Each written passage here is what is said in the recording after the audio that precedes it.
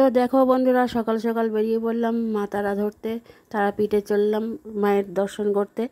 আর এখানে আমরা দেখো ট্রেন চলে এসছে, আর দাদা, ছেলে, আমার ননদ সব আগে গেছে গিয়ে, আমি একটু ভিডিও করছি এই জন্য। এই যে দেখো ননদ আর কত লোকজন। আমাদের কোচটা অনেকটাই দূরে ছিল, D3 ছিল, তা অনেকটা দূরে হেঁটে যেতে হচ্ছে। তাই যাই হোক, বসে গেছি সিট নিয়ে। আমাদের রিজার্ভেশন করাই ছিল, রিজার্ভেশন 4 জনেরই করা, যাওয়ারও রিজার্ভেশন করা, আসারও করা। আর এই যে দেখো পাশে দাদাকে একটু দেখিয়ে দিলাম। ভিডিওতে দেখানো পছন্দ করে না, তোমরা আগেই জেনেছো। আসার সময় কোনো যাওয়ার সময় কোনো অসুবিধা হয়নি, ফাঁকা ফাঁকাই গেছি, কারণ রিজার্ভেশন করাটাই তখন বৃথা হয়ে যায়, কোনো সিট অর্ধেক ফাঁকা থাকে। আর এদিকে দেখো সকালবেলা লেবু চা দিয়ে নিয়েছি, মশলা দেওয়া লেবু চা, দারুণ লাগে। আর তার সঙ্গে উপভোগ করছি বাইরের এই সুন্দর দৃশ্য, গ্রাম বাংলার দৃশ্য, সবুজে সবুজে ভরা একদম মনোরম পরিবেশ। আমার খুব খুব ভালো লাগে এরকম। গ্রামে যদি আমি একটা বাড়ি করতে পারতাম খুব ভালো হতো, সেখানে থাকতাম।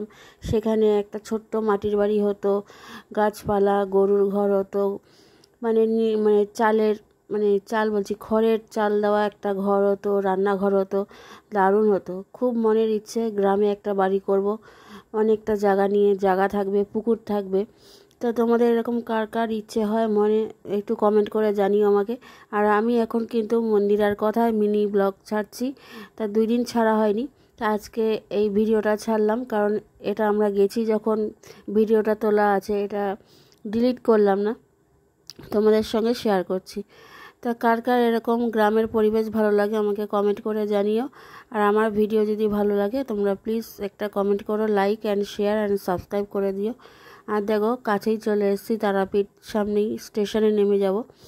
তা আমরা কিন্তু যেদিনকে গেছি সেদিনকে পুজো দিইনি, সেদিনকে হোটেলে উঠে আমরা আগে খাওয়া দাওয়া করে নিয়ে, আর এই দেখো তারাপীঠ স্টেশন তোমাদের দেখিয়ে দিলাম।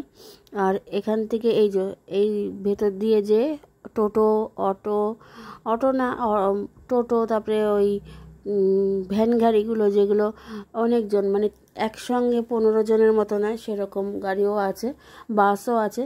তা আমরা টোটো বুক করেছিলাম।